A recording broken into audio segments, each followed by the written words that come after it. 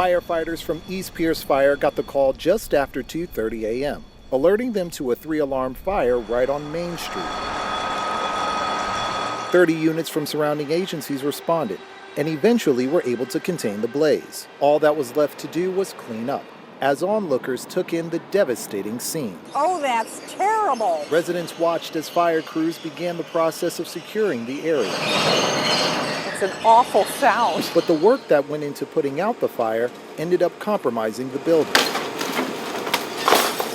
meaning the building's owner, Marshall Bennett, had to watch 40 years of effort be torn down. It's all been rebuilt and it's time to go. Start over.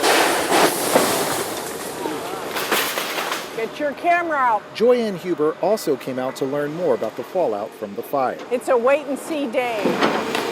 Huber runs the research library next door, which holds important research material that hasn't been digitized yet. Huber says she's lived through this before back in 2005, when Casey's Caboose Cafe went up in flames, and at the time, her library was next door and was significantly damaged.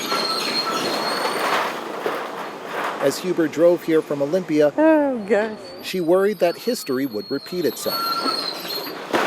But she also knows that in times like this, she can rely on Sumner for help. I think that's really the main thing for people to understand, is that we're all in this together and we will get through this together.